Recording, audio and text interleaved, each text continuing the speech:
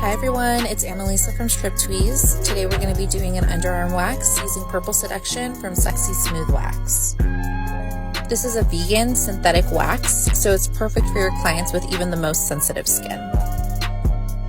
This wax does dry pretty quickly, so I typically only apply one strip at a time, with the exception of Brazilian. Brazilian, I still do apply 2 to 3 strips at one time, but for everywhere else on the body, I just apply one and then I remove it.